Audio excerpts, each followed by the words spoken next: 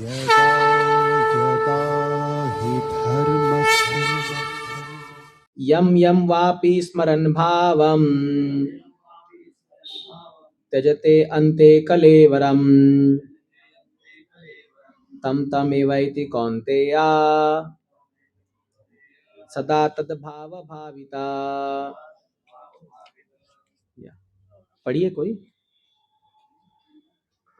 यम यम वापि स्मरण भावम यम यम वापि स्मरन् भावम् त्यजन्ते अन्ते कलेवरम त्यजते अन्ते कलेवरम् तम तम एवेति कौन्तेय तं तमेवैति कौन्तेया सदा तद्भाव भाविता। सदा तद्भाव भाविता। बोलेगा यम यम जिस वा अपि किसी भी स्मरण स्मरण करते हुए भावम स्वभाव को त्यजते परित्याग करता है अंते अंत में कलेवरम शरीर को तम तम वैसा ही एव निश्चय ही एति प्राप्त करता है कौन्तेया हे कुंती पुत्र सदा सदैव तत् उस भाव भाव भावितः स्मरण करता हुआ। अनुवाद और तात्पर्य कृष्ण कृपा मूर्ति अभय चरणारविंद भक्ति वेदांत स्वामी श्रील प्रभुपाद जी के द्वारा। श्रील प्रभुपाद की जय। अनुवाद इस प्रकार है। हे कुंती पुत्र, शरीर त्यागते समय मनुष्य जिस जिस भाव का स्मरण करता है वह उस भाव को निश्चित रूप से प्राप्त होता है। तो तात्पर्य है, प्रभुपाद जी लिखते हैं, यहाँ पर मृत्यु के समय अपना स्वभाव बदलने की विधि का वर्णन है। जो व्यक्ति अंत समय कृष्ण का चिंतन करते हुए शरीर त्याग करता है उसे परमेश्वर का दिव्य स्वभाव प्राप्त होता है। किंतु यह सत्य नहीं है कि यदि कोई मृत्यु के समय कृष्ण के अतिरिक्त और कुछ सोचता है तो उसे भी दिव्य अवस्था प्राप्त होती है। हमें इस बात पर विशेष ध्यान देना चाहिए। तो फिर कोई मन की सही अवस्था में किस प्रकार मरे? महापुरुष होते हुए भी महाराज भरत ने मृत्यु के समय एक हिरण का चिंतन किया, अतः अगले जीवन में हिरण के शरीर में उनका देहांतर हुआ। यद्यपि हिरण के रूप में उन्हें अपने विगत कर्मों की स्मृति थी, माताजी शांत रहिए, किंतु उन्हें पशु शरीर धारण करना ही पड़ा। निसंदेह मनुष्य के जीवन भर के विचार संचित होकर मृत्यु के समय उसके विचारों को प्रभावित करते हैं, अतः इस जीवन से उसका अगला जीवन बनता है। अगर कोई इस जीवन में सतोगुणी होता है और निरंतर कृष्ण का चिंतन करता है तो संभावना यही है कि मृत्यु के समय उसे कृष्ण का स्मरण बना रहेगा। इससे उसे कृष्ण के दिव्य स्वभाव को प्राप्त करने में सहायता मिलेगी। यदि कोई दिव्य रूप से कृष्ण की सेवा में लीन रहता है तो उसका अगला शरीर दिव्य आध्यात्मिक ही होगा, भौतिक नहीं। अतः जीवन के अंत समय अपने स्वभाव को सफलतापूर्वक बदलने के लिए हरे कृष्ण महामंत्र का जप करना चाहिए। हरे कृष्णा कृष्णा कृष्णा हरे हरे, हरे राम राम राम हरे हरे। इसका जप करना सर्वश्रेष्ठ विधि है। तो ये जो श्लोक है ये बहुत ही महत्वपूर्ण है हम सभी साधकों के लिए, और जो भी अपने जीवन को एक पूर्ण सिद्धि की ओर ले जाना चाहते हैं। तो इसको हम कहते हैं the law of last thought. और अभी आप प्रैक्टिकली मैं कई उदाहरण भी दूंगा जिससे आप समझ सकते हैं कि कैसे हम जो सोचते हैं हमें वैसा ही शरीर प्राप्त होने वाला है। अगला जन्म तो छोड़िए, इस जन्म में भी आप जैसा सोचते हैं, जो आपकी विचारधारा है, आप वैसे ही बन जाते हैं। करेक्ट? आप देखोगे जो आपकी मानसिकता है, हम पूरा दुनिया हमें वैसा ही दिखता है। जैसे मान लीजिए एक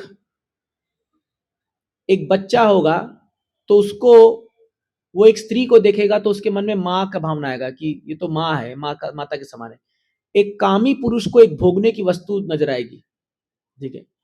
एक कुत्ता या बिल्ली होगा तो उसके उसके हाथ में कुछ खाना वाना होगा तो वो दिखेगा।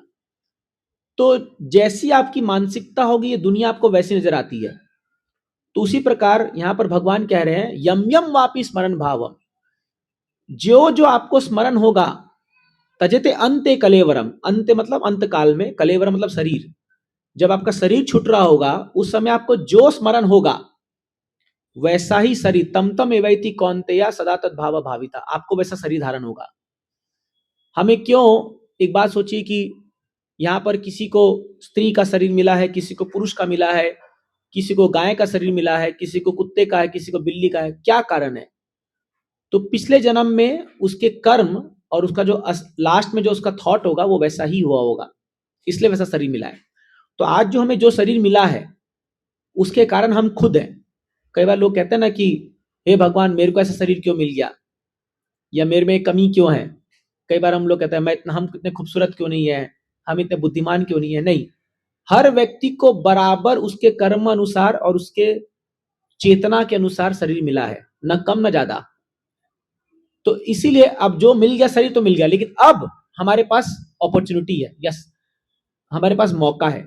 अगर हम इस जन्म को बहुत अच्छे से अपने चेतना को विकसित करेंगे तो आप देखोगे हमें जो अगला शरीर मिलेगा वो बहुत अच्छा मिल सकता है। अच्छा तो छोड़िए, हमें भगवान जैसा शरीर मिल सकता है। हम भगवान नहीं बन सकते कभी, ये संभव नहीं है, लेकिन भगवान जैसा शरीर। तो भगवान का शरीर कैसा है?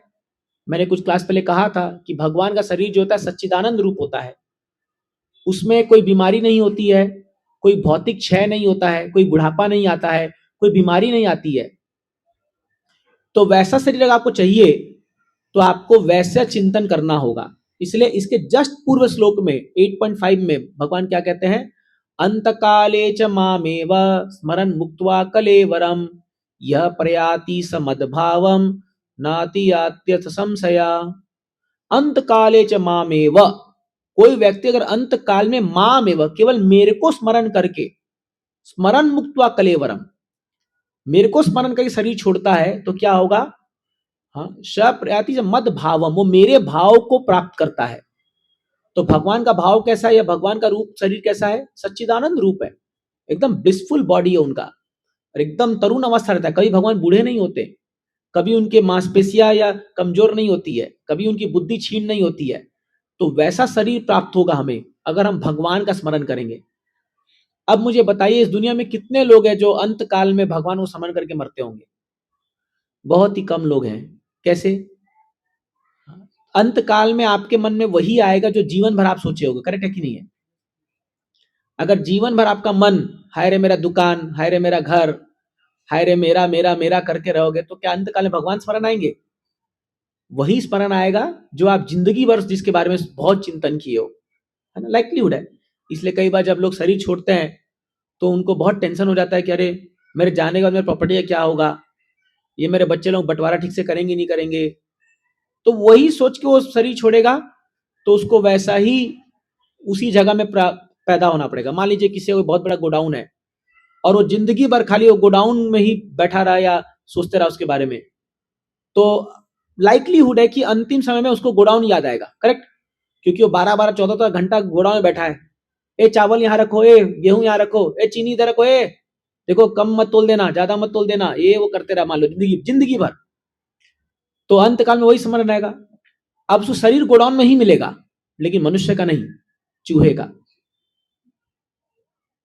क्योंकि उसको केयरटेकर बनना था गोडाउन का और मरा है वो गोडाउन को सोच करके। तो चूहे का शरीर मिलेगा, या तो कोई बाहर उस कुत्ते का मिलेगा जो उसका गोडाउन का रखवाली करेगा। ये सत्य बात है, आपको हंसी आएगा लेकिन ये सच्चाई है। तो इसीलिए इसलिए शास्त्र कहता है कि एक उम्र के बाद, हाँ, व्यक्ति को अपने चिंतन को बदलना चाहिए। हाँ, तो चिंतन क्या है, हमें सब कुछ बाकी अपनी जो चेतना है उसको विड्रॉ करके भगवान में चिंतन करना चाहिए, कृष्ण का स्मरण करना चाहिए। कैसे? यहाँ लिखा है हरे कृष्ण महामंत्र का जप करके, इसी को वानप्रस्थ जीवन कहते हैं। तो अभी क्या है, उसका प्रैक्टिस करना पड़ेगा, अभी हमारे मन में नहीं आ। अच्छा, आप में से कितने लोग हैं कि आप बोल सकते हो कि हम जैसी आंख बंद करेंगे हमारे मन में तो भगवान का स्मरण चलता है, कृष्ण लीला याद आती है हमको, कृष्ण का रूप आता है? आता है क्या? नहीं आता, नहीं आता। अपने को क्या याद आएगा? अरे प्रसाद कब मिलेगा, अरे ये काम करना था घर में, अरे ये काम करना था, कल बच्चों को स्कूल लेके जाना है, अरे ये 10 तो चीजें दिमाग में आएगी। टेंशन जो है दिमाग में चल रहा है वही दिमाग में आएगा, करेक्ट है कि नहीं है? तो इन सब चीज को धीरे धीरे संग्रह करके हम लोगों को क्या है, मन को भगवान में लगाना चाहिए। अब यहाँ पर बहुत सुंदर उदाहरण आ रहा है, मैं आपको भी एक प्रैक्टिकल उदाहरण देता हूं कि कैसे चिंतन करने से एक शिशु, एक नया जीवन पैदा हो सकता है। आपको पता है जो कछुए होते हैं, कछुए टॉर्टोइस, वो लोग अंडे देते हैं जमीन पर। उनका अंडा जो होता है वो जमीन पर दिखे और खुद रहते हैं पानी में। इसलिए टॉर्टोइस को हम लोग एम्फीबियंस कहते हैं। अगर आपको याद है, पढ़े होंगे पहले, कि जो जमीन भी रहता है पानी में भी रहता है। तो कुछ जो जीवात्मा है उनको हम जलचर कहते हैं, जो केवल जल में रहते हैं, जैसे मे बी मगरमच्छ या मछली। और कुछ है स्थलचर, जो स्थल में रहते हैं, जमीन में रहते हैं, जैसे हम लोग हो गए, और भी ये शेर, बाघ, ये सब। बट कुछ लोग होते हैं जो लोग दोनों में रहते हैं। इनको अंग्रेजी में तो एम्बिवेंट कहते हैं, हिंदी में समझ पता नहीं, मेरे को याद नहीं क्या बोलते हैं, उभयचर, ओके, जो भी। तो जमीन में भी रहते हैं, पानी में भी रहते हैं। तो कछुआ अंडा जमीन में देगा बट जाके पानी में रहता है। अब वो अंडा को पहले उपजाएगा कैसे? जैसे आप देखो, एक पेड़ में एक पंछी जब अंडा देती है तो अंडे को बैठे रहती है, तो उसकी गर्माहट से अंडा उगता है या उसमें से बच्चे पैदा होते हैं। ये जो कछुआ होता है, ये पानी में जाकर के अंडों के बारे में सोचता रहता है। पानी में बैठ करके सोच रहा है मेरे अंडे, मेरे अंडे। और आप यकीन मानेंगे, इसके केवल चिंतन से अंडा से कछुआ निकल जाता है। जस्ट इमेजिन, सोचिए आप, ये है माइंड का पावर।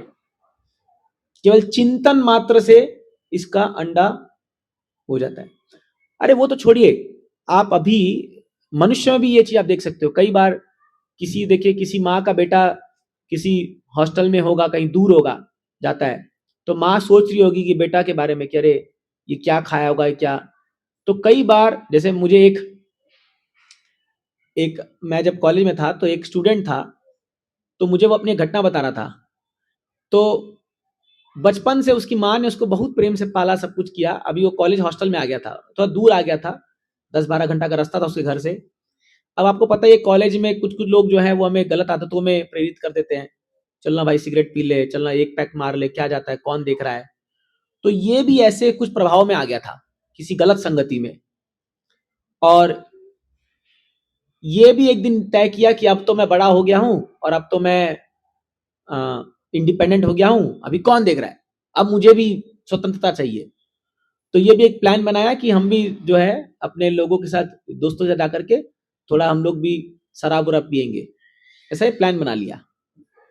और ये जस्ट चला ही गया था। वहां तो आप कॉलेज में जानते हो बहुत सारे ऐसे अड्डे होते हैं जिसको खोपचा कहते हैं या टपरी कहते हैं, या जो भी मुंबई भाषा में कहते हैं। वहां पर अड्डा में लोग बैठते हैं, कॉलेज स्टूडेंट लोग बैठते हैं।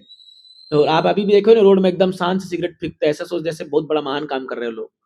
हाँ, तो लोग बोलते हैं वी आर वेरी कूल, हम कहते हैं यू आर फूल। क्योंकि आप आग को मुंह में लेकर कूल कैसे हो सकते हो? करेक्ट है कि नहीं है? तो आग को मुंह में ले रहे हैं और बोलते हैं हम बहुत कूल है। अरे जल रहा है, तुम्हारा फेफड़ा भी जल रहा है, वे भी जल रहा है, सब जल रहा है। तो ये जो है, सही बात बोला। तो ये जो व्यक्ति था, ये लड़का था, ये भी प्लान किया और जस्ट जाके बैठा ही है। और अब इसको डर भी लग रहा है कि जिंदगी में पहली बार जो है मैं इसको चखने जा रहा हूँ, टेस्ट भी पता नहीं है कैसा होगा, क्या होगा। तो एकदम उसके सामने आके रखा गया वो एक गिलास में, और वो डर डाल रहा है। अब बाकी लोग तो पियक्कड़ लोग हैं, वो तो धर धर पी रहे होंगे, इसको डर लग रहा है कि छू कि नहीं छू। उतने में कॉल आता है, इसका घंटी बजता है, देखता है माँ, और ये फोन उठाता है, बोलता है माँ क्या हो गया बेटा, कुछ गलत कर रहा है क्या? एकदम सच्ची घटना ही बता रहा है मेरे को। बोला बेटा कुछ गलत कर रहा है क्या? बोला नहीं तो माँ, क्या हो गया? पता नहीं बेटा, कुछ बेचैनी हो रही है, कुछ तो लग रहा है कि तू कुछ गलत मार्ग में जा रहा है। उसको पसीना छूट गया, ये सीधा छोड़ा और भागा वहां से। बोला भाई मैं नहीं, उधर एंटीना लगा हुआ है, सब लाइफ टेलीकास्ट हो रहा है, सब दिख रहा लग रहा है। तो फिर पता है ये नेक्स्ट दिन ये ढूंढा कि कहाँ भगवत्ता पे प्रवचन होता है, और ये ढूंढते ढूंढते हमारे सेंटर आया था। फिर ये बहुत बड़ा अच्छा आज बहुत अच्छा भक्त है वो। तो मुझे बता रहा था कि वो कैसे भक्ति में आया। तो मैं पूछा भाई कैसे तुम आ गए? तो बताया ये हादसा हुआ था मेरे साथ। तो समझिए कि सटली कोई व्यक्ति बहुत दूर बैठा होगा, लेकिन वो भी चिंतन मनन से हमें इंडिकेशन हो जाता है। होता ना कई बार कि मान लीजिए किसी का एक्सीडेंट हो गया या कुछ हो गया है, तो अपने को भनक पड़ जाती है, कुछ तो हुआ है उस तरह। ये सटल साइंस है, यहाँ इसको सूक्ष्म विद्या कहते हैं। तो जिसका जितना हायर एंटीना या जितना हायर वो है, तो मन से वो समझ पाता है कि क्या चल रहा है, ये होता है। तो इसीलिए यहां पर बता रहे हैं, भगवान बता रहे हैं कि जो आप स्मरण करोगे, जो आपके मन में चिंतन चलेगा, आपको वैसा ही सही धारण करना पड़ेगा। अब यहाँ पर एक बहुत अच्छा उदाहरण आता है महाराज भरत का। तो महाराज भरत जो है ऋषभ देव के पुत्र थे, और ये जो हमारे देश का नाम भारत पड़ा है, ये भरत महाराज पर के नाम पर ही पड़ा हुआ है। रामायण वाले भरत नहीं, ये भरत महाराज जो महाराज ऋषभ देव के पुत्र थे। उनके 100 पुत्र थे, और ये भरत महाराज सबसे बड़े पुत्र थे, ज्येष्ठ पुत्र थे। भरत महाराज बहुत ही कम उम्र में इनको वैराग्य आ गया था, बहुत ही कम। पूरे भारतवर्ष, पहले जमाने में पूरा पृथ्वी को भारतवर्ष कहते थे, इसलिए हमने महाभारत मतलब महान भारत, पूरा पृथ्वी। अभी ये इंडिया छोटा सा भूखंड हो गया, पहले होल वर्ल्ड वाज भारतवर्ष। हाँ, और उसकी राजधानी थी हस्तिनापुर। तो ये इतना ग्रेट था हमारा भारत। तो ये भरत महाराज जो थे, बहुत कम उम्र में इनको वैराग्य आ गया, अपना घर बार छोड़ छाड़ के जंगल में चले गए। और बताते हैं कि इतना भक्ति कर रहे थे ये, कि इनको आंख बंद करते ही भगवान का स्मरण होता था, और आंखों से धड़-धड़ आंसू गिरते थे। बोलते हैं भक्ति के बहुत उच्च अवस्था में पहुंच गए थे, भाव के अवस्था में पहुंच गए थे। तो एक दिन क्या हुआ, ये अपना बैठ के माला जप कर रहे थे, या भगवान का पूजा वूजा कर रहे होंगे, और इन्होंने देखा एक हिरण जो है, एक गर्भवती हिरण जिसके पेट में एक हिरण का बच्चा है, वो नदी क्रॉस कर रही है, एक मादा हिरण। और वो नदी में छलांग मारी, और डर के मारे क्या हुआ, उसका मिसकैरेज हो गया। मिसकैरेज इन द सेंस, जो बच्चा है वो नदी में गिर गया और वो मर गई, जो माँ थी। तो बच्चा भी नदी में गिरा हुआ है, और इधर भरत महाराज बैठ जंगल में बैठ करके माला कर रहे हैं या भगवान को स्मरण कर रहे हैं। और उन्हें वो दृश्य देख लिया कि एक हिरण का बच्चा नदी में गिर गया है, एकदम नया बच्चा। जाहिर सी बात है, इनके मन में दया की भावना आ गई कि अरे मैं तो एक भक्त हूँ, और एक भक्त के मन में दया आना भी चाहिए अगर किसी को भी तकलीफ में वो देखता है तो ये जो है वो जा करके उस बच्चे को उठा के ले आए। उस बच्चे को उठा के ले आए, उसको पोछे वोछे सब कुछ किए, और उसको बोले कि उसको अपने साथ पालने लगे। सब कुछ ठीक था, यहाँ तक सब बढ़िया है। वो हिरण को जाके ले आए, रख ली, अच्छी बात है। बट धीरे धीरे होने क्या लग गया, इनका मन उस हिरण में आसक्त हो गया। सोचो, पूरा घर बार छोड़ के आए, पूरा अपना धन संपत्ति, पति पत्नी बच्चे सब कुछ, और यहाँ जंगल में आकर के एक हिरण के प्रति आसक्ति हो गई। अब ये जब भी जप करने बैठे या पूजा करने बैठे, तो हिरण आकर के इनके गोद में मुंह लगा रहा है, इनके पीछे गुदगुदी कर रहा है, इनके पीठ में। तो इनको बड़ा अच्छा लग रहा है, अरे ये तो मस्त हिरण एकदम मिल गया मेरे को यहाँ पर, मैं अकेला यहाँ बैठा हूँ, जंगल में कोई नहीं है मेरा, तो कोई हिरण मेरा है। तो इसका मन जो है पूरा वो हिरण में आसक्त हो गया। और अब क्या होने लगा, ये जब माला जप कर रहे हैं तो भगवान की जगह हिरण स्मरण होने लग रहा है। जब माला जप कर रहे हैं तो भगवान कृष्ण क्या, भगवान की स्मरण होनी चाहिए, तो यहाँ पर कोई हिरण स्मरण आ रहा है, अरे मेरा हिरण कहाँ है। तो ये माला छोड़ करके हिरण के पीछे भागने लगे, अरे इधर, अरे यहाँ क्यों जा रहे हो हिरण, यहाँ क्यों जा रहे हो। इतना आसक्त हो गया, जैसे आप देखते हैं छोटा बच्चा जब होता है कैसे भागते हैं उसके पीछे, पूरा टेंशन जो है माता पिता का, इसलिए माँ का उसके पीछे रहता है, वैसा ही इनका भाव हो गया। तो ऐसा करके एक दिन जो है वो हिरण थोड़ा सा दूर चली गई, और ये हिरण को पुकारते हुए, कहाँ हो, कहाँ चली गई, कहाँ चली गई, ऐसे करते करते थोड़े वृद्ध भी हो गए थे तब तक, बहुत साल बीत गया। करते करते जाके पत्थर से टकराए और धड़ से गिरे, और शरीर छूट गया, ये भरत महाराज का शरीर छूट गया। बट अंतकाल में क्या स्मरण हो रहा था, हिरण। अगला शरीर हिरण बन के पैदा हुए। सोचो, पूरा घर बार छोड़ के आए थे, भगवत भक्ति करने आए थे, लेकिन एक हिरण से आसक्त होकर के हिरण बन के पैदा हुए। लेकिन क्योंकि इन्होंने भगवान की भक्ति की थी, वो कभी खाली नहीं जाएगी। इनको स्मरण था कि मैं ऐसे ऐसे साधना के लिए आया था, लेकिन मैं हिरण बन गया। तो फिर ये गलती नहीं किए, फिर ये हिरण के शरीर में पूरे एक ऋषि मुनि के आश्रम के पास में रहे, पूरा जीवन हीरा का व्यतीत किया, फिर से मनुष्य बने। और उस समय इनका नाम हुआ जड़ भरत। और उस मनुष्य में ये इतने कॉशियस थे, मतलब इतने सचेत सचेत थे कि मुझसे गलती ना हो जाए कि मैं भूल से दोबारा मौका ना खो दूं। इसलिए पूरे दुनिया में ऐसे रहते थे जैसे जड़, जड़ मतलब जैसे पेड़ है ना, जैसे कुछ असर नहीं पड़ रहा, कोई इनको झापड़ मार दे, कोई इनको बदनामी कर दे, कोई इनको बुरा बुला कह दे, कोई फर्क नहीं, कोई रिएक्शन नहीं। और ये पूरी लंबी कथा है, कभी हम लोग आपको डिटेल में बताएंगे। ऐसे कर करके अंत काल में वो शरीर छोड़ करके भगवत धाम गए फिर ये। तो सोचिए 3 जन्म लेना पड़ा इनको। तो ये एक बहुत अच्छा एग्जाम्पल है श्रीमद् भागवतम के 5वें स्कंद में, जहां पर हमको समझ में आता है कि अंत काले च मामेव या यम यम वापि स्मरण भावम, जो आपको स्मरण होगा अंत काल में वही आपका अगला शरीर है। तो इसीलिए क्या है, हम लोग को प्रैक्टिस करना चाहिए अभी से। इसलिए कई बार लोग कहते हैं कि आप भक्ति बूढ़े होके करो, आप लोग अभी ये जवानी में भक्ति का कोई वो नहीं है। अरे आप पूरे जीवन भर मन में उटंग पटंग कचड़ा भर लोगे तो क्या बुढ़ापे में आपको भगवान याद आएंगे? हाँ, तो इसीलिए भक्ति के कोई उम्र नहीं होती है, जब आपको भक्ति मिल जाए तब से स्टार्ट करो। जब प्रहलाद महाराज तो ये तक कहे, कौमारम आचरेत प्राज्ञो धर्मान भागवतामिया दुर्लभम मानुषम जन्म तदपि अध्रुवम अर्थतम। कौमारम, कौमार अवस्था होती है 5 साल की अवस्था, है ना। 5 साल की अवस्था से भक्ति स्टार्ट कर देना चाहिए। इसलिए अगर आपके बच्चे 5 साल के हो गए तो अब से सिखाना शुरू करो उनको भगवता के श्लोक, हरे कृष्ण महामंत्र, नरसिंह आरती, तुलसी आरती, और ये सब मंदिर में जाना, ये सब सिखाना शुरू कीजिए अभी से। क्योंकि जब 5 साल से शुरू करेंगे तो लाइकलीहुड है जब वो वृद्धावस्था तक पहुंचेगा तब तक उसके मन में इतना कृष्ण का इंप्रेशन बैठ जाएगा कि उसका जीवन सफल हो सकता है।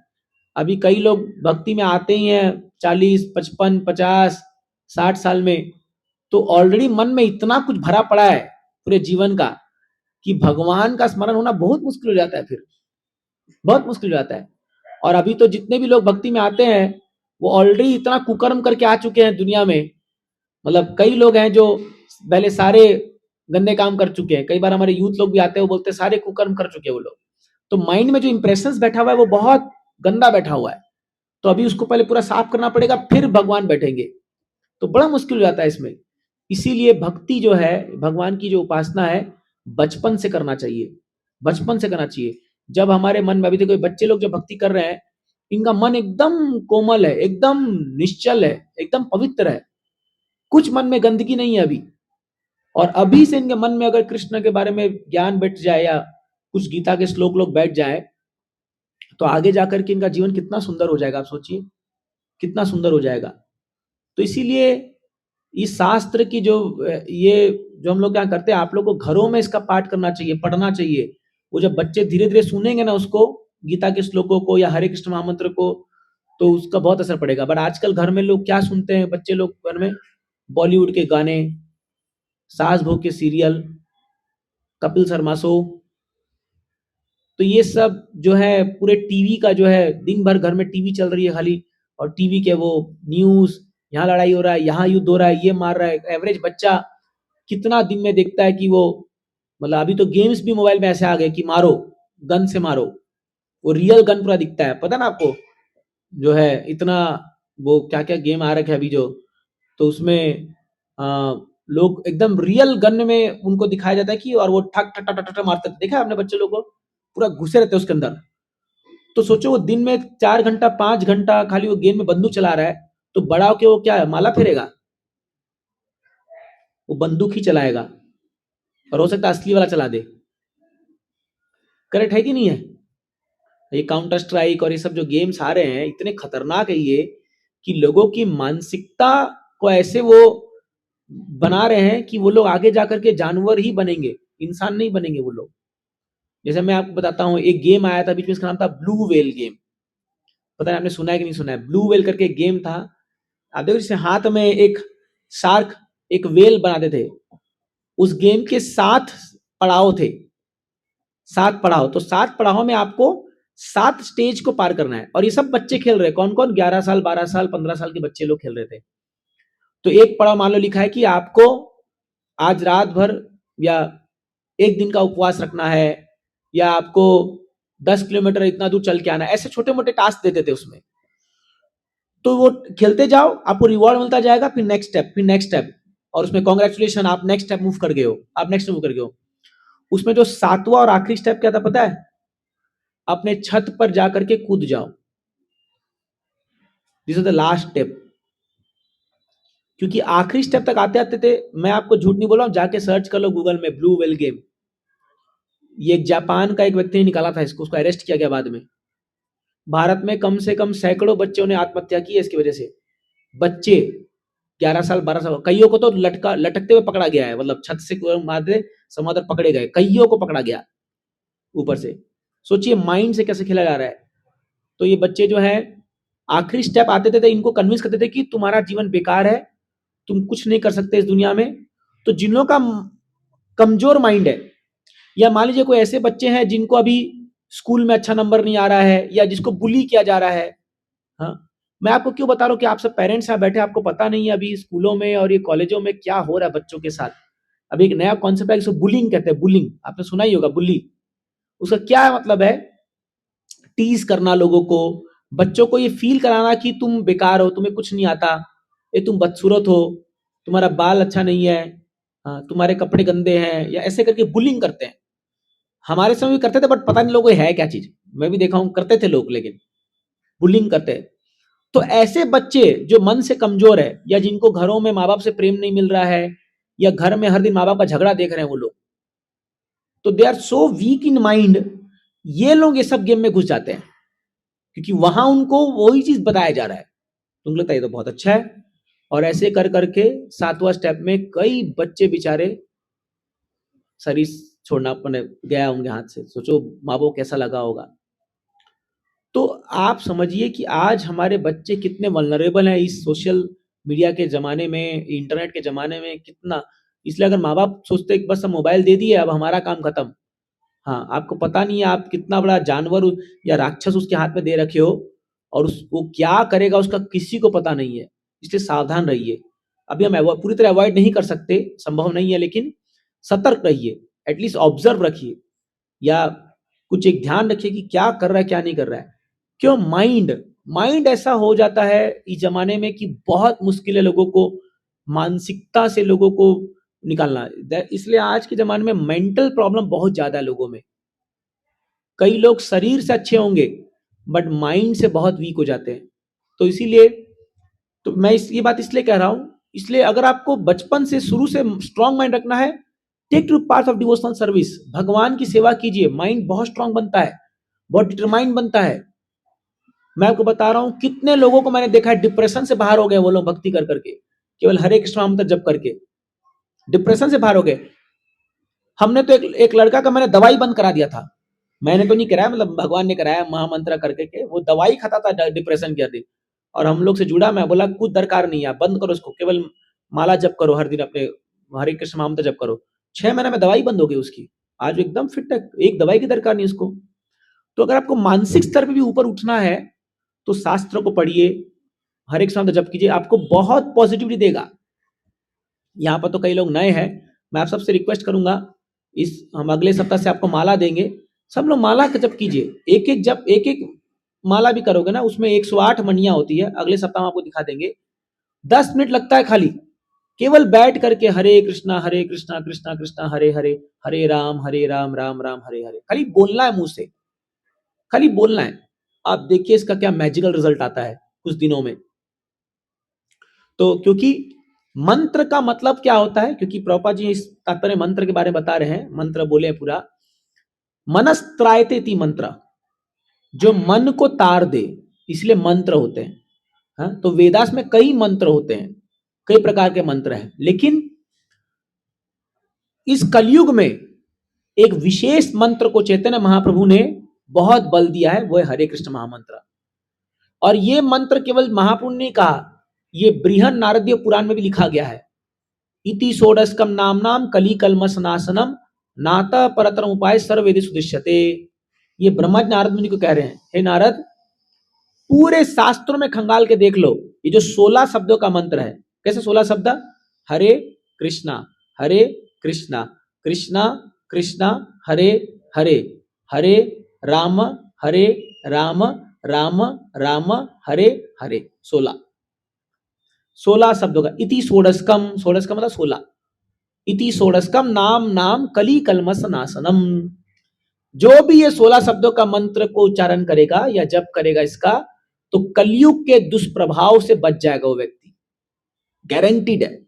अगर आप ध्यान पूर्वक भगवान के नामों का स्मरण करते हो, जप करते हो, कीर्तन करते हो, तो आप देखोगे हम बच जाएंगे। अभी आप देखे नहीं कि हम जब कीर्तन करते अपने आप पांव थिरक रहे थे, थिरकते नहीं थिरकते? हाँ, डांस करने का मन करा था। हाँ, तो अगर ठंड में भी आप नाचोगे तो बढ़िया स्वेटर भी खोलना पड़ेगा।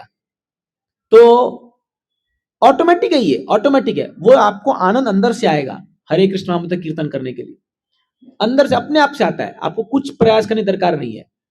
तो इसीलिए अभी 31 का ये आएगा ना डे, तो लोग जाएंगे बियर बार और ये सब क्लब व्लब में 500 रुपया 1000 रुपया देके हो जाएंगे, 2-4 टो चढ़ाएंगे पैक और उसमें गंदे गंदे गानों पर नाचेंगे और सोचेंगे हमने 31 मनाया। रात को 12 बजे पी के टुल पड़े होंगे और बोलेंगे हैप्पी न्यू ईयर। ये कोई न्यू ईयर है? तो और दूसरे तरफ हमारे इस्कॉन में भी उसका प्रोग्राम 31 का प्रोग्राम होगा, वहां पर भक्त लोग आएंगे, सब लोग रात को 12 बजे कीर्तन में नाच रहे होंगे, एकदम फुल पीक पे कीर्तन चल जाता है रात को 12 बजे। आपको भी आना तो आइए, मंदिर से एकादशी भी है। एकदम पीक पे लोग नाचते हैं और सोचिए नाचते हुए न्यू ईयर का स्वागत कर रहे हैं, तो पूरे साल भर नाचते रहेंगे। 31 तारीख को नया साल 2 दिन मनाओगे ना, तो 31 तारीख को रात को आप इस्कॉन, कोई भी इस्कॉन मंदिर आप जाइए, हर कार्यक्रम होता है जगह में, क्योंकि लोग को पता है कि ये लोग बियर बार जाएंगे, उससे अच्छा यहाँ रख बुला लो फ्री में। कोई कीर्तन के लिए आपको पैसा लेगा क्या आपसे?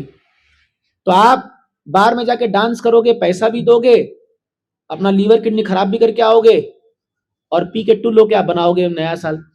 उसे अच्छा मंदिर आओ, मंदिर में कीर्तन में भाग लो, हंसते खेलते नया साल का स्वागत करो। कितना सुगम बना दिया प्रभुपाद जी ने इन चीजों को, बताइए। तो समझिए आप, ये फ्री में है, कोई नाम लेने के लिए आपको पैसा थोड़ी लग रहा है, कोई पैसा मांगा कि आपको नाम लेने के लिए, कोई भी नाम ले सकता है, कोई भी। तो इसीलिए प्रभुपाद जी बता रहे हैं कि अगर आप अभी से इसका प्रयास करोगे तो धीरे धीरे क्या होगा, नाम जप करते करते आपके मन में नाम स्मरण शुरू हो जाएगा। फिर आप जब नहीं भी जप करोगे, आपके मन में चल रहा होगा बैक ऑफ द माइंड में, और आप देखोगे अंत काल में जब हमारा शरीर छूटेगा तो आप देखोगे बहुत लाइकलीहुड है कि हमारे मन में भगवान का नाम स्मरण आ जाएगा। सोचो कितना अच्छा होगा उस समय अगर नाम, देखिए कि जीवन में आप कितना भी कमाओगे, कुछ भी करोगे, अंत में कुछ तो ले जा नहीं पाओगे।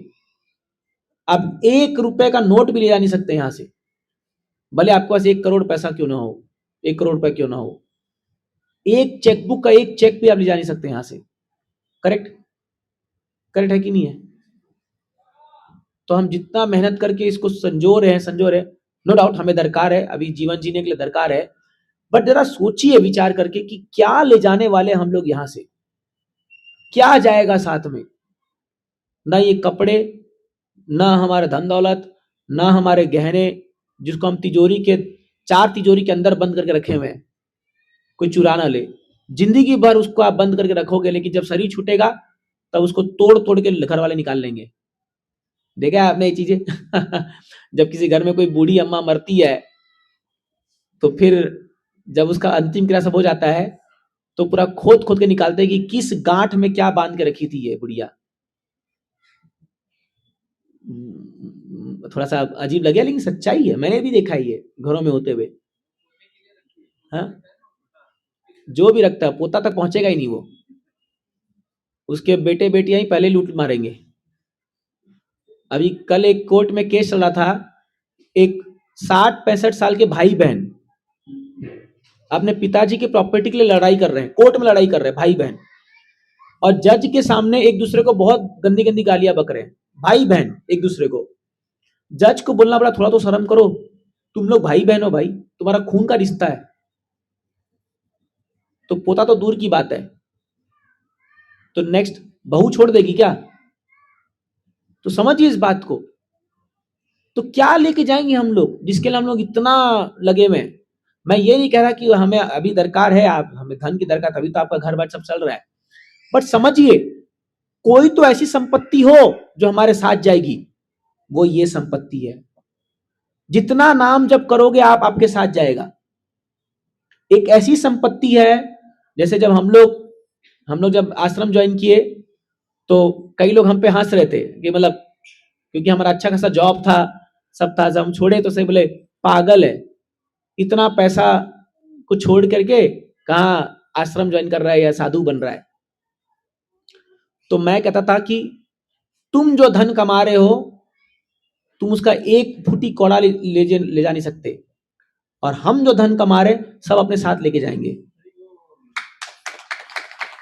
और ये कोई झूठ नहीं है या अतिशयोक्ति नहीं है, ये शास्त्र की बातें हैं। भगवान गीता में कहते हैं, नेहा विक्रमनाशोस्ति प्रत्यवायो न विद्यते स्व अल्पमपि सधर्मस्य त्रायते महतो भयात्।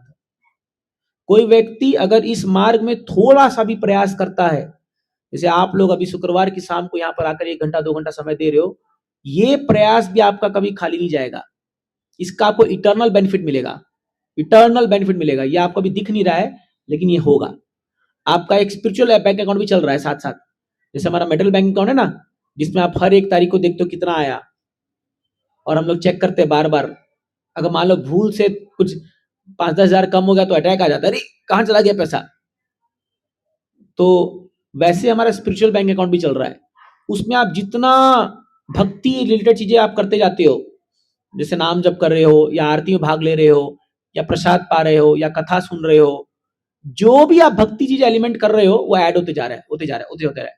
जब हमारा अंतिम समय आएगा, उसका पिटारा खोला जाएगा विथ इंटरेस्ट कि भैया तुम्हें पूरे जीवन भर ये किया है, ये देख लो। तो उस समय हिसाब किताब होगा, कौन कितना इसको जमा किया है इसको। तब टाइम नहीं बचेगा हमारे पास। कोई कितना अरबपति खरबपति आदमी हो, वो कोई पैसा दे के इसको थोड़ी कर सकता है कि कोई बोलेगा भाई मैं 1 करोड़ देता हूं, मेरे को 1 करोड़ नाम का फल दे दो। असंभव। आपको नाम जब करना पड़ेगा तब उसका फल मिलेगा। तो समझिए, इसीलिए जो साधु लोग, हमारे जो संत लोग जो कमाते हैं, वो धन तो ये बड़े बड़े धनवान लोग सोच भी नहीं सकते हैं, क्योंकि वो बुद्धिमान है, वो लेके जा रहे हैं उसके साथ। अब मैं आपको यहाँ पर एक कहानी बताना चाहता हूं, जिससे आपको ये और क्लियर हो जाएगा। एक राज्य था, एक ऐसा एक राज्य था जहां का नियम क्या था।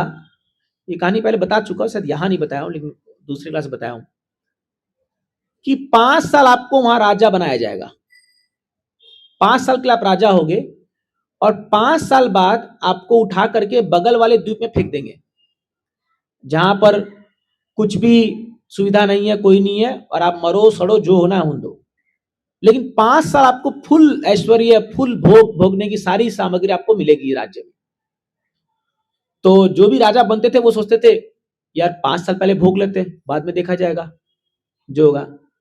जैसे आजकल हम लोग ईएमआई में पहले कार घर खरीद लेते हैं, पहले भोग लो भाई, बाद में देखा जाएगा। लेकिन जब ईएमआई आता है तब हालत खराब होती है, देना पड़ेगा। कई बार ईएमआई बाउंस हो जाते हैं, 2-3-4 हो गए, बोलते ना अभी जब देगा घर में जस्ट पे 5%। क्या वो हमारे ससुर या वो लगता है क्या जो 95% वो देगा, हमको तो देना पड़ेगा ना बाद में।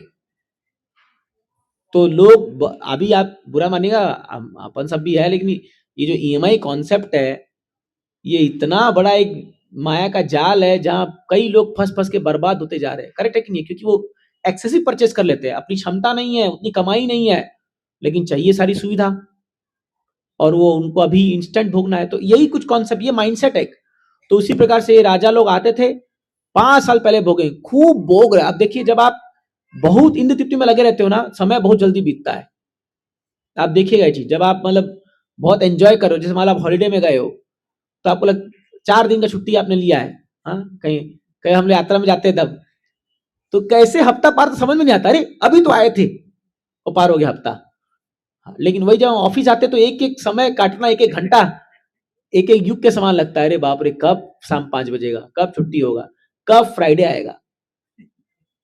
आप देखो, एक कॉन्सेप्ट देखो, फ्राइडे शाम को लोकल में जब लोग आ रहे होंगे अपने घर तक, उनका खुशी देखो, आज फ्राइडे इवनिंग है, अभी 2 दिन छुट्टी, अब मैं सोऊंगा, आराम करूंगा, यहां जाऊंगा वहां जाऊंगा। और मंडे मॉर्निंग को चेहरा देखो उनका,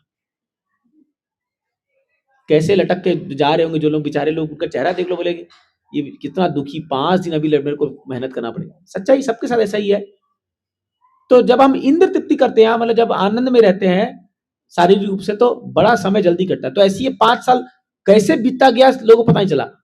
एक राजा बना, उसको 5 साल फेंक दिए, दूसरा बना, फेंक दिए, ऐसा करते हैं। एक राजा आया, उसमें उसको राजा बनाया गया। तो उस राजा को कंडीशन हो जाता है कि 5 साल आप राजा करोगे, उसके बाद आप फेंक दे जाओगे उधर। बोला ठीक है, कोई बात नहीं है। तो ये राजा जो है, इसको जब राजगद्दी बिठाया गया, तो ये सबसे पहले अपने मंत्रियों की टीम को बुलाया। बोला भैया राजा क्या करना है? बोले मुझे बगल में वो जो जमीन है जहां सब राजा को फेंका गया है, उसका ब्यौरा करके आओ। कैसा लैंड है, क्या पानी सुविधा क्या है, कितने पेड़ वेड़ सब कैसे सब कुछ है। बोला काहे दिमाग लगा रहे हो वहां पर राजा, 5 साल अभी यहाँ पर भोग करो ना, बाद में तो जाना ही आपको वहां पर। तो बोले नहीं, जो मैं बोल रहा हूं चुपचाप करो। तो वहां का पूरा ब्यौरा लिया, वहां किया, और अगले दिन ऑर्डर दिया अपनी कंस्ट्रक्शन टीम को, कंपनी को, कि वहां पर जो ऐसा महल है, जो मेरा भी महल है, ऐसा महल वहां बनाओ। सब बोले पागल राजा है, बेवकूफ है, इतना अच्छा महल इसको यहाँ मिला है और ये जो है उधर महल बनाने के लिए बोल रहा है। मूर्ख नंबर 1 है, एक नंबर का। सब गाली बक रहे, मतलब सब उसका मजाक उड़ा रहे हैं, सब कर रहे हैं। राजा कुछ नहीं, फर्क बनाओ।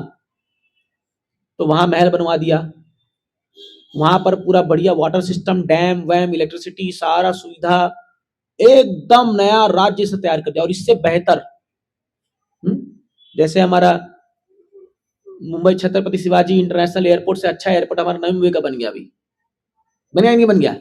अब लोग वहां से आएंगे, पहले हम लोग यहाँ से वहां जा रहे थे धीरे धीरे।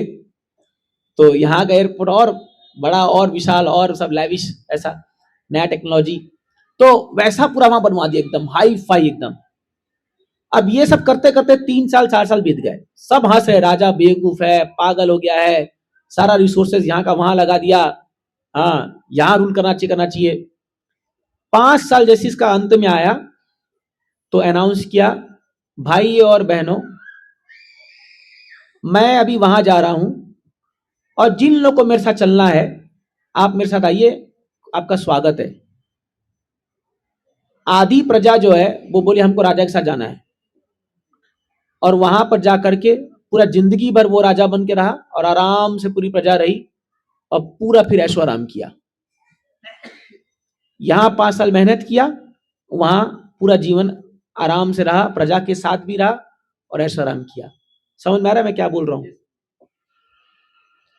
हम लोग भी ऐसे ही हैं। तो जो लोग भक्ति मार्ग में है, अभी लग रहा होगा बहुत नियम है, सुबह जल्दी उठना पड़ता है, माला करना पड़ता है, अरे कठिन तपस्या है ये है, बट ये थोड़े साल का तपस्या है। थोड़ा साल अगर हम लोग कुछ नियम पालन कर लेंगे, इटर्नली पूरे जो है हमारे रेस्ट ऑफ आवर इटर्निटी तक हम भगवान के धाम में ऐशो आराम से रहेंगे। ये है हमारा संकल्प। और वहीं उल्टा जो लोग बोले अरे अभी भोगो ना, कौन देखा अगला जन्म क्या होने वाला है, भोगो, खाओ पियो, ऐश करो, eat drink and B Mary.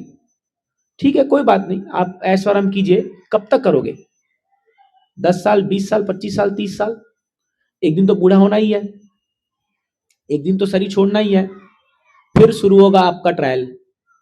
फिर आएंगे यमदूत और यमराज के डंडे, तब उसको समझाएगा अरे बाप रे मैं कितना बड़ा मूर्ख था। अब आप बोले किसने देखा है ये? तो मैं आपको पहले ही क्लास में बताया था कि जरूरी नहीं जो चीज आप देखते हो वही सच है। करेक्ट है कि नहीं है? कई बार आप बहुत चीज नहीं देखते फिर भी वो सच है, सच होता है वो चीजें। तो कुछ चीजों को हमें शास्त्र के आधार पर मानना चाहिए कि हाँ भाई शास्त्र में लिखा है ऐसा जीवन जीना चाहिए हम लोग को। बट लोग क्या है, वो शास्त्र को नहीं मानना चाहते हैं, वो चाहते हैं कि हम अपने मनमर्जी का काम करेंगे और इसीलिए बड़े तकलीफ में फंस जाते हैं। तो इसीलिए यहाँ पर भगवान कह रहे हैं कि मनुष्य को चाहिए कि वो इस प्रकार अपने आध्यात्मिक जीवन की उन्नति करे। तो आप बहुत सिंपल से कर सकते हो इसको, कोई बड़ा रॉकेट साइंस नहीं है, ये सिंपल है एकदम। आपको शास्त्र को पढ़ना है, हर दिन गीता का एक श्लोक पढ़िए, हर दिन एक माला जप कीजिए, शुद्ध आचरण रखिए, हो सके तो शाकाहारी भोजन खाइए, हाँ शुद्ध भोजन पाइए, शुद्ध विचार को रखिए और इस प्रकार जीवन को शुद्धता की ओर लेके चलिए। आप देखिए जीवन भी सुंदर, ये जीवन सुंदर बनेगा, अगला जीवन भी सुंदर बनेगा। ये जीवन भी सुंदर बनेगा, अगला जीवन भी सुंदर बनेगा। और आप अकेले व्यक्ति नहीं जो ऐसा कर रहे हैं, लाखों लोग कर रहे हैं। आज इस्कॉन के माध्यम से पूरे दुनिया में लोग इसका पालन कर रहे हैं, पूरे दुनिया में, पूरे दुनिया में अमेरिकी, रशियन, चाइनीज सब लोग जो है इस जीवन को अपना रहे हैं और अच्छे भक्त बन रहे हैं वो। तो इसीलिए ये एक्चुअल में LIC है, जीवन के साथ भी जीवन के बाद भी, है ना। आप LIC करते हो तो जीवन के बाद में तो आप तो चले गए, आपके बाद वाले भोगेंगे ना उसको, जो धन रहेगा। बट ये तो ऐसा धन है जो जीवन में साथ में भी आपको काम आएगा और जीवन के बाद भी आपका बहुत काम आएगा। समझ रहे? ऐसा धन कहाँ मिलेगा आपको? फ्री में, वो भी कहाँ मिलेगा? यही है हमारे संतों की कृपा, यही है हमारे जो है आचार्यों की कृपा, भगवान कृष्ण की कृपा। वो तभी धरती पर आते हैं तो वो इसी कारण आते हैं, परित्राणाय साधुनाम विनाशाय दुष्कृताम धर्म संस्थापनार्थाय संभवामि युगे युगे। मैं युग युग में जन्म क्यों लेता हूं? धर्म की स्थापना करने के लिए। क्या है धर्म? यही है धर्म। सवै पुंसाम परो धर्मो यतो भक्तिर अधोक्षजे अहेतु की अप्रतिता आत्मा सुप्रसिद्धति। धर्म क्या है? उस भगवान अधोक्षज की सेवा करना, ये वास्तव में धर्म है। तो इसीलिए अगर अभी से हम लोग प्रैक्टिस करेंगे धीरे धीरे, तो आप देखोगे मन कृष्ण के चरणों में जब स्थित हो जाएगा, उससे बड़ा आनंद कुछ नहीं है। यकीन मानिए मेरा, इतना आनंद आपको मिलने वाला है कि आप बोलोगे मैं क्या कर रहा था इस दुनिया में। एकदम एक एक कथा में भगवान की, भगवान के कीर्तन में, भगवान के नाम में, भगवान के धाम में।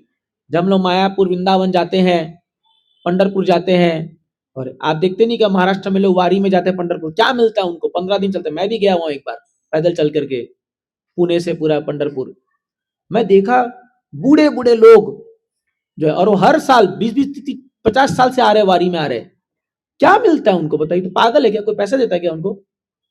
लेकिन वो जो सुख है, जो उनको अंदर से जो सुख मिलता है भगवान के लिए तपस्या करके, वो तो वही जानते हैं जिनको मिलता है।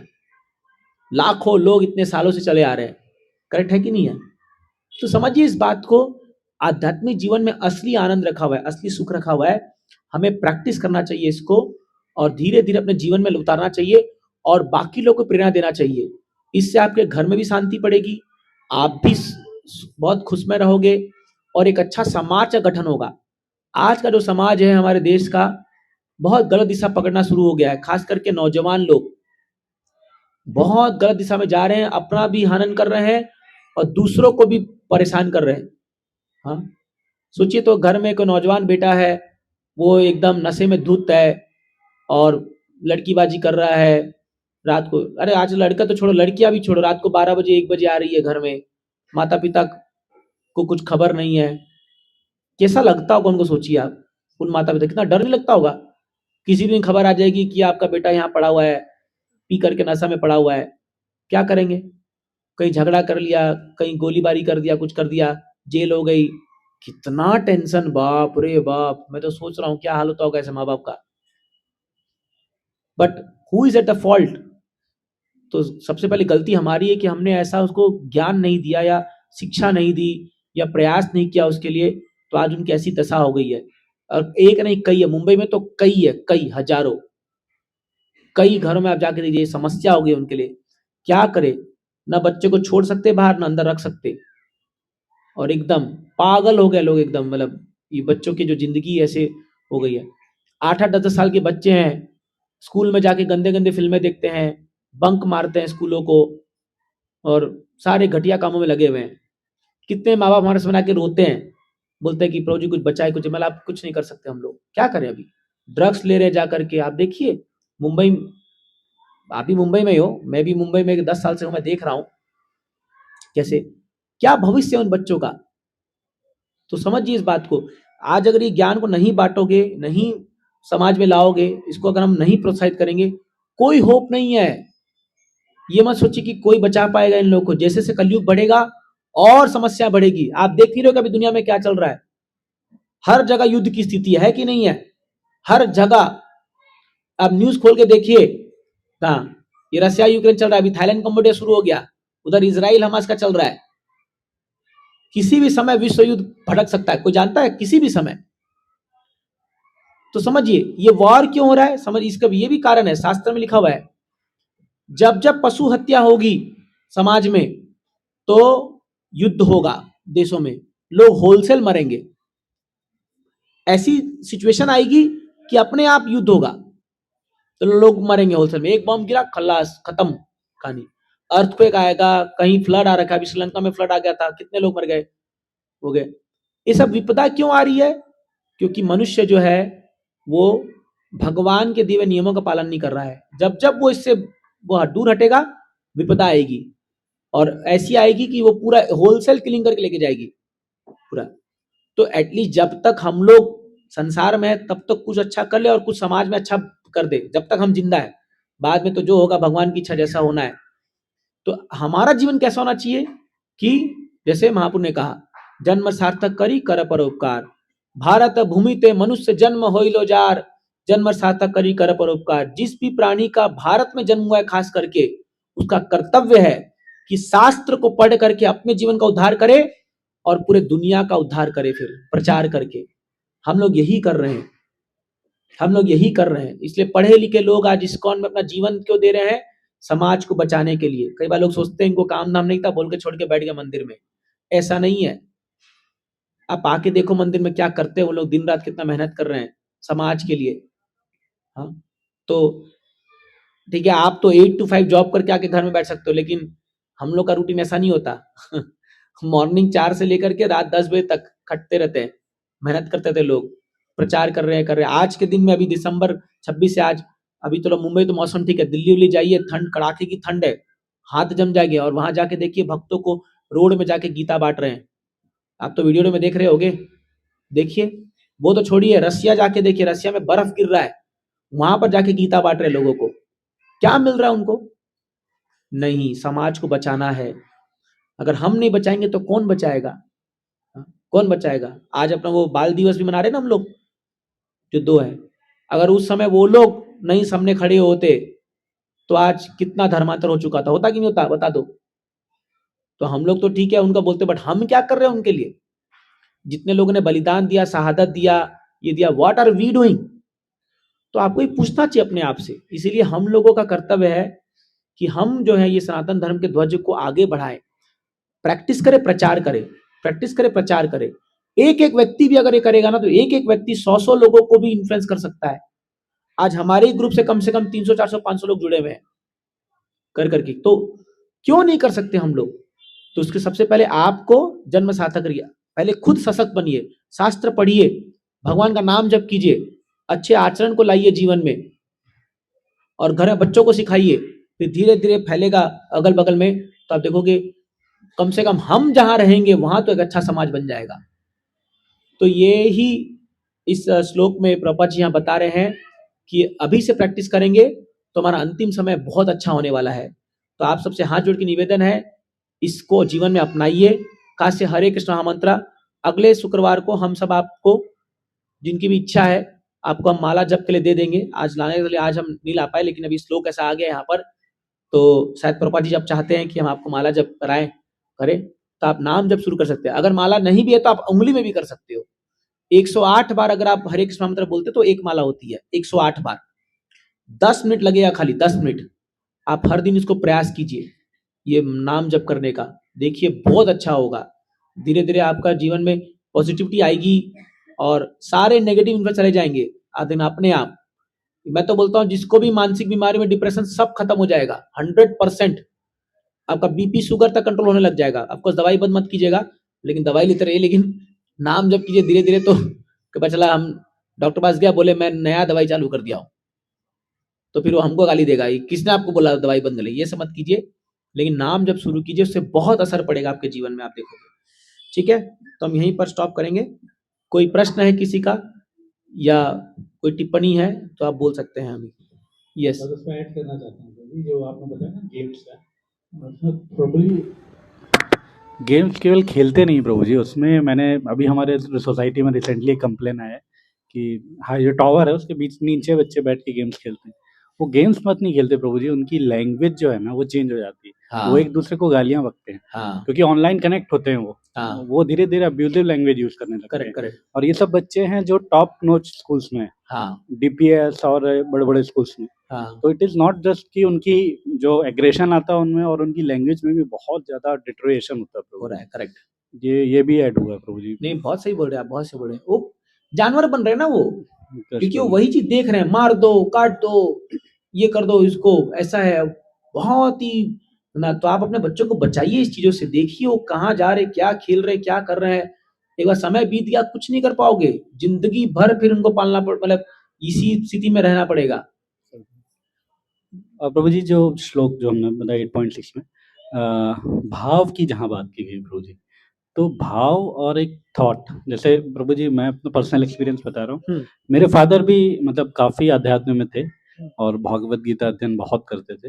मतलब करीब लास्ट के 10 years he was like almost in वानप्रस्थ आश्रम। उन्होंने घर से लोगों से मिलना जुलना, शादियों में जाना, ये सब बंद कर दिया था। बहुत ज्यादा अध्यात्म पे फोकस करते थे और भागवत गीता उन्हीं ने मेरे को मतलब बाय फोर्स सिखाया शुरू में। मतलब तो even during his last time, मतलब जो जिस दिन उनका अंतिम समय था, जब मेरी उनसे बात हुई थी, तब एक बार उनके मन में आ गया था कि मैं उनके पास आ जाऊं। तो प्रभु जी क्या ऐसा भी हो सकता है कि हम प्रोबेबली हम थ्रू आउट द लाइफ हम कर रहे हैं, हम भगवान के बारे में चिंतन कर रहे हैं, प्रैक्टिस कर रहे हैं, भक्ति कर रहे हैं, बट एट द एंड वो थॉट कैसे आ जाता है? वो मतलब इतना मैं आज भी सोचता हूँ प्रभु जी। क्योंकि वो देखिए हमेशा तो मेरे बारे में नहीं सोचते थे, क्योंकि मेरी रेगुलर उनसे ऐसी बात भी नहीं होती थी। हम महीने में हफ्ते में एक दिन कभी कैसा है क्या है चल रहा है ऐसा करके, लेकिन उस दिन उनको मेरी याद जरूर आ गई थी। हाँ देखिए, जहाँ अटैचमेंट होता है वहां मन जाएगा बाय डिफॉल्ट। अब भगवान के प्रति, जैसे अपने महाराष्ट्र में तुकाराम महाराज थे, तो हालांकि उनके पत्नी थे, बच्चे थे, बट देखिए तो स्व शरीर हाँ भगवत धाम लौटे। तो ये इतना आसान थोड़ी है। सोचो कितना इंटेंस उनका एब्जॉर्प्शन होगा कि उनको, यही तो समाधि की स्थली है। धीरे धीरे प्रैक्टिस करते करते करते करते आपके मन में वो इतना बैठ जाता है कि फिर आपको केवल हरि स्मरण होगा। और यदि नहीं हुआ, इसमें भी डरने की बात नहीं है। एक बार श्रीपद रामाचार्य, अगर आप लोगों को पता है तो कांचीपुरम में वरदराज जी का मंदिर है। कोई गया है कांचीपुरम? प्रभु जी हाथ उठा रहे। कांचीपुरम की साड़ी उड़ी कुछ फेमस है क्या? कुछ तो हाँ कुछ फेमस है, टेक्सटाइल का कुछ फेमस है। वहां पर एक वरदराज जी का मंदिर है। वरदान मतलब जो वरदान देने में बहुत श्रेष्ठ है। तो रामाचार्य जी वहां पर उनसे डायरेक्ट बात करते थे डीटी से, बड़े महान संत थे। तो वो बोले एक बार वरदान जी को कि देखो भगवान, मैं आपको दिन रात याद कर रहा हूँ, दिन रात मैं आपको स्मरण कर रहा हूँ, यदि मृत्यु के समय में मैं आपको याद नहीं कर पाया तो क्या होगा? मेरा तो सब बेकार हो गया, मैं इतना पूरा समय लगाया, सब कुछ किया किया। तो भगवान बोलते हैं रामानुजा, अरे तू चिंता क्यों करता है? तुम जिंदगी में मुझे याद किए, अगर मृत्यु के समय, क्योंकि उस समय हमारा कफ वात पित्त पूरा इनबैलेंस हो जाएगा, पूरा माइंड डिरेंज हो जाता है मृत्यु के समय, तुम याद नहीं करवा तो क्या हुआ, मैं तो याद करूंगा। तो भगवान याद करेंगे। अगर आप बाई चांस भूल भी गए या कुछ ऐसा हो गया, क्योंकि आपने पूरा जीवन अपना दिया है उनको, तो भगवान याद करेंगे आप हमको, ये भगवान एश्योर करते हैं। चाहिए भगवान भी एक व्यक्ति है इन द सेंस, ऑफकोर्स वो बड़े महान व्यक्ति है, लेकिन इमोशन है उनके अंदर। ये मत सोचिए खाली एक पुतला है, खाली पत्थर का कोई रख दिया हमने, एक निर्जीव व्यक्ति, या किसको पुकारे पता ही नहीं है लाउडस्पीकर लगा लगा करके, कोई आकार नहीं, कुछ नहीं है, क्या बोल रहे कुछ अंडरस्टैंडिंग ही नहीं है और बस चिल्लाए जा रहे हैं। ऐसे नहीं है अपने यहाँ भगवान कृष्ण। वो आपकी एक एक दिल की धड़कन को भी पहचानते हैं। वो आपका इंटेंशन क्या है, आप कैसे नाम पुकार रहे हो, वो पहचानते हैं भगवान। तो कई ऐसे एपिसोड्स हैं हमारे शास्त्र में पूरे भरे पड़े। शास्त्र छोड़िए, अभी शिला प्रभुपाद जी का कई अनुभव है इसमें, 50 साल पहले की बात बता रहा हूं मैं आपको। वो छोड़िए, अभी इस्कॉन में कई सारे ऐसे हादसे मैं आपको बता सकता हूं जहां पर डीटी ने रेसिप्रोकेट किया है। भगवान रेसिप्रोकेट करते हैं भक्तों के साथ। मेरे आंखों के सामने 2-3 हुए, अभी नहीं बताऊंगा लेकिन आपको आपको लगेगा कहानी बना रहे, बट होता है, ये सच्चाई है। ये तो लोग पागल है क्या, दिन रात भगवान की सेवा कर रहे हैं। हाँ? भले ही समाज कितना भी एथिस्ट बन जाए या वो बन जाए, भक्त लोग रहेंगे हमेशा, है कि नहीं है? आज भी वृंदावन जाइए, भक्त लोग हैं। भले आप बोल सकते हो सब ढकोसले सब ठीक है, मैं मान सकता हूँ 90% लोग जो है धोखा दे रहे हैं या चीटिंग कर रहे हैं, 10% तो सही है कि नहीं है? है कि नहीं? तभी तो वृंदावन धाम है। क्या ऐसा उसमें आ रखा है कि लाखों लोग जा रहे हैं? अभी आप नए साल में तो चल जाओ, पांव रखना मुश्किल हो जाएगा वृंदावन में, जाके देखो इतनी ठंड में क्या है ऐसा वहां पर। कुछ तो महसूस है ना, कुछ तो भाव है, कुछ तो फील है वहां का। तो फिर तो अपने ऊपर है हम इसको कैसे मानते हैं। विश्वास, विश्वास अगर आपका विश्वास है सब चीज काम करेगा, है कि नहीं? अरे आपको विश्वास है कि 1 तारीख को सैलरी आएगी, तभी तो पूरा महीना काम करते हो। करते कि नहीं करते? विश्वास पे तो करते काम। तो फिर एक आदमी कॉलेज जाता है, पता है 4 साल में डिग्री मिलेगी तब जाके तो पढ़ता है। 4 साल मान लो बोला तो कॉलेज की फर्जी कॉलेज, डिग्री नहीं मिलेगी तो क्या होगा उसका? दुनिया में हर चीज विश्वास पे करे। एक पति पत्नी शादी होता है, विश्वास पे शादी करते ही नहीं करते कि जिंदगी भर निभाएगी। बाद में जो भी करे वो तो आपका पर्सनल मामला है, लेकिन विश्वास पे ना हमने तो कभी देखा नहीं, आपने तो कभी देखा नहीं होगा पहले शादी के पहले क्या होता है सर। फेथ, हर एक चीज दुनिया फेथ पे चल रही है। जो लोग बोलते हैं कि ये सब अंधविश्वास है, अरे मैं बोलता हूं तुम्हारा एक दिन भी बिना विश्वास नहीं जाता होगा। आपको विश्वास है कि सुबह जब आप काम पे निकलते हो तो रात को मैं घर आऊंगा तो मेरे पत्नी बच्चे सही सलामत होंगे, है कि नहीं है? तो आपका पूरा लाइफ विश्वास पे है। तो क्यों भगवान में विश्वास नहीं कर रहे हम लोग? क्यों हमको डाउट है कि भगवान नहीं है या भगवान नहीं करेंगे या कुछ ऐसा नहीं होगा? क्योंकि ये प्रोपागेंडा है। क्योंकि जो नास्तिक लोग हैं उनकी संख्या बढ़ गई है, उन्होंने ऐसा रच दिया है कोई भगवान होगा नहीं है, कोई नहीं है। ये मटेरियलिस्टिक सोसाइटी ऐसा बना दिया गया है, खास के पाश्चात्य सभ्यता। बट हमारा ये भारतीय संस्कृति ये नहीं है। हमारा तो पूरा जीवन विश्वास पे चलता है। समझिए इस बात को। हम लोग तो बिना टिकट लिए भी ट्रेन में घुस जाते हैं कि बिना विश्वास पे कि पहुंच जाएंगे अपने गांव। देखते हैं लोग, आज भी भारत में देखता हूं कई लोग अपने बड़े ट्रेन में बिना टिकट लिए भी कैसे करके पहुंच जाऊंगा, ऑन फेथ। भगवान पूरा दुनिया मैंने हमारा खास के इस देश में इतना विश्वास लोगों को, आज भी आप देखिए बड़ा महान है ये देश अपना भारत।